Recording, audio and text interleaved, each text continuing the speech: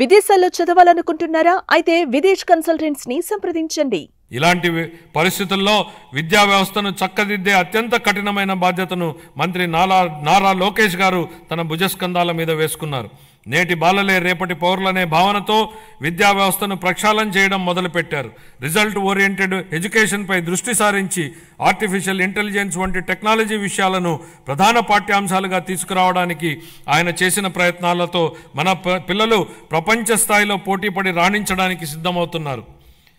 సమాజానికి విద్య ఎంత అవసరమో చైనీయుల సామెత ద్వారా వ్యక్తీకరించబడింది. మీరు సంవత్సరానికి ప్రణాళిక వేస్తే వరి నాటండి, దశాబ్దానికి ప్రణాళిక వేస్తే చెట్లు నాటండి, జీవితకాలానికి ప్రణాళిక వేస్తే ప్రజలకు విద్య నేర్పండి. పిల్లలకు విద్య అందించడం తల్లిదండ్రులకు భారం కాకూడదని మా ప్రభుత్వం బలంగా విశ్వసిస్తోంది. ఏ కారణం చేతను ఏ బిడ్డ విద్యకు దూరం కాకూడదని విశ్వసిస్తున్నాం. ప్రతి తల్లి తన పిల్లలను పాఠశాలకు పంపేలా ప్రోత్సహించే లక్ష్యంతో మరో సూపర్ 6 హామీని అమలు పరిచే దిశగా తల్లికి వందనం పథకాన్ని ప్రారంభిస్తున్నాం. 25-26 విద్యా సంవత్సరం నుంచి ఈ పథకం కింద 15,000 రూపాయల ఆర్థిక సహాయాన్ని అందించుతున్నాం. చదువుకునే ప్రతి విద్యార్థి తల్లికి ఈ పథకాన్ని అందించడానికి కేటాయింపులు జరుపుతున్నాం. ఈ పథకం ప్రభుత్వ మరియు ప్రైవేటు పాఠశాలలో 1 నుండి 12వ తరగతి వరకు చదువుతున్న పిల్లలకు వర్తిస్తుంది. అదేవిధంగా సర్వేపల్లి రాధాకృష్ణ విద్యామిత్ర పథకం ద్వారా 35.69 లక్షల మంది విద్యార్థులకు ఉచితంగా పుస్తకాలు, యూనిఫామ్లు, డొక్కా సీతమ్మ మధ్యాహ్న బడి భోజనం పథకం ద్వారా విద్యార్థులకు పౌష్టికాహారాన్ని అందిస్తున్నాం. ఉపాధ్యాయులకు స్నేహపూర్వక వాతావరణంలో కూడిన విద్యా వ్యవస్థ కోసం గౌరవనీయ మానవ వనరుల అభివృద్ధి శాఖ మంత్రి నారా లోకేష్ గారి చొరవతో మా ప్రభుత్వం అన్ని ప్రభుత్వ పాఠశాలలకు ఉచిత విద్యుత్తును అందించాలని నిర్ణయించిందని గౌరవ సభకు ఎంతో సంతోషంగా ప్రకటిస్తున్నాను. ఇది స్థానిక సంస్థలపై ఆర్థిక భారాన్ని తగ్గించడమే కాక ఉపాధ్యాయులు మరియు విద్యార్థులకు ఒత్తిడి లేని వాతావరణాన్ని కల్పిస్తుంది.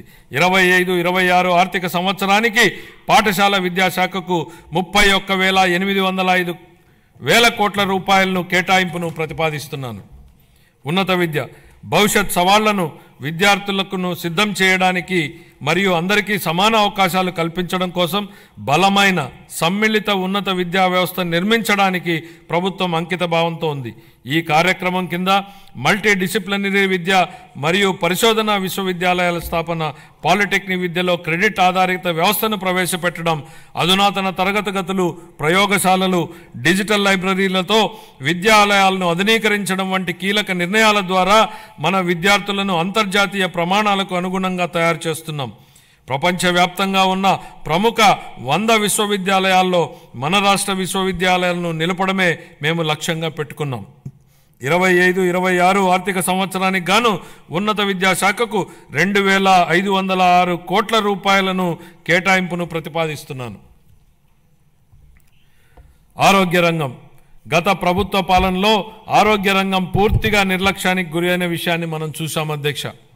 సకాలంలో చెల్లింపులను చేయకపోవడంతో మందుల కొరత, సౌకర్యాల కొరత, సేవల కొరతకు కారణమైంది అధ్యక్ష. వైద్య రంగంలో దాదాపు 6,400 కోట్ల రూపాయల బకాయిలను వారసత్వంగా ఇచ్చారు అధ్యక్ష. దీనిలో 1,624 కోట్ల రూపాయలను చెల్లించి తిరిగి గాడిలో పెట్టేటువంటి ప్రయత్నాలు ప్రారంభించాం. నిర్లక్ష్యానికి గురైన వైద్యారోగ్య రంగాన్ని గాడిలో పెట్టడమే కాకుండా ఈ శాఖకు సంబంధించి ప్రజారోగ్యానికి సంబంధించి మేనిఫెస్టోలో ఇచ్చిన హామీలను అమలు చేస్తున్నాం. దీనిలో భాగంగా ఇప్పటికే ఉన్న ఎన్టీఆర్ వైద్య సేవ పథకానికి తోడుగా ప్రతి కుటుంబానికి నాణ్యమైన వైద్య సేవలు అందించేందుకు పేద మధ్యతరగతి ప్రజలకు ఆసుపత్రులకు వెళ్లిన వెంటనే ఎటువంటి ఇబ్బంది లేకుండా కార్పొరేట్ వైద్యం అందేలా పథకాన్ని రూపొందించాం. దీనిలో భాగంగా ప్రతి కుటుంబానికి 25 లక్షల రూపాయల ఆరోగ్య బీమా పథకాన్ని అందుబాటులోకి తీసుకొచ్చేందుకు మా ప్రభుత్వం ప్రణాళికలు చేపట్టింది. ఈ ఏడాదిలోనే ఈ పథకాన్ని అమల్లోకి తేనున్నాం. దీంతో పాటు ఆసుపత్రుల్లో మందుల సరఫరా, మెరుగైన వైద్య సేవలు, పారిశుద్ధ్యం వంటివి ఇప్పటికే చేపడుతున్నాం అధ్యక్ష. 25-26 ఆర్థిక సంవత్సరానికి వైద్య ఆరోగ్య మరియు కుటుంబ సంక్షేమ శాఖకు 19,264 కోట్ల రూపాయల కేటాయింపును ప్రతిపాదిస్తున్నాను అధ్యక్ష.